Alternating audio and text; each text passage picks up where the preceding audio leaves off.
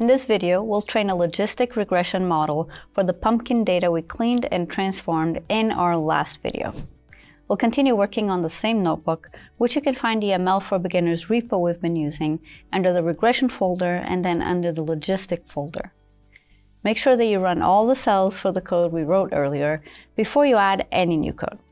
You should have a data frame where the rows correspond to packages of pumpkins and the columns correspond to one-hot and ordinal features that you created during our last video. Before we train our model, we need to divide the data into input features X and label Y.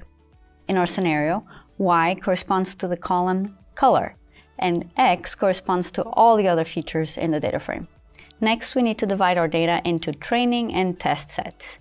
The training data will be used to train the model, and the test data will be used to check how well the model works with data it hasn't seen during training.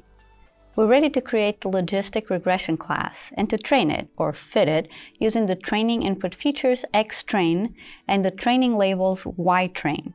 Once the model has finished training, we can use it to make predictions by giving it the test input data we split earlier. Once we have our predictions, we can analyze the results. Let's first look at the list with predicted labels. This list simply contains zeros and ones, depending on whether the model predicted orange or white.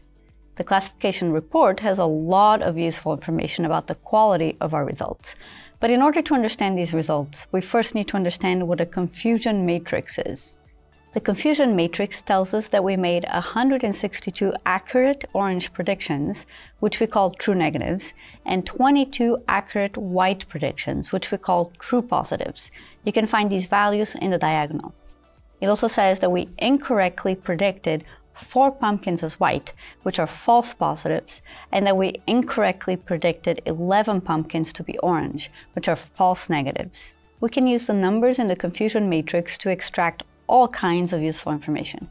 For example, if we sum the first row, we get the total number of orange predictions we made. If we sum the first column, we get the total number of packages that are actually orange. And if we sum all of these numbers, we get the total number of predictions. We can also use this matrix to calculate the accuracy of our predictions, which is the fraction of accurate predictions we made.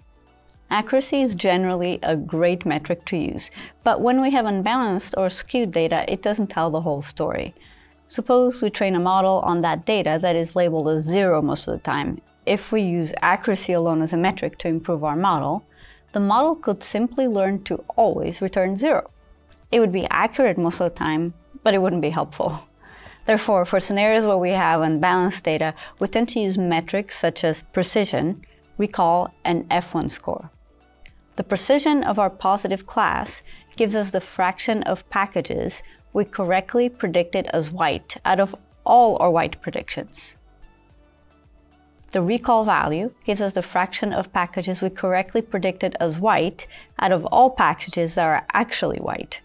These metrics are both equally important in measuring the quality of our model, and they're generally combined in a single metric that we call the F1 score. The F1 score is an important concept because it's commonly used as the main quality measure for models that are trained with unbalanced data. The classification report also gives us a couple of other measures, the macro average and the weighted average for our metrics. We'll look at the values for precision, for example. The macro average simply adds the precision for our negative and positive classes and divides that by 2. The weighted average does a similar calculation, but it gives more weight to the class with more points. In our data, 83% of our pumpkins are orange and 17% are white. So we multiply those fractions by the corresponding precision values and add them all together. You learned a lot in this video. You trained a logistic regression model with unbalanced data and learned to interpret the classification report values you got back. In the next video, you'll learn about one other method that helps you analyze the quality of our model, ROC curves. I'll see you then.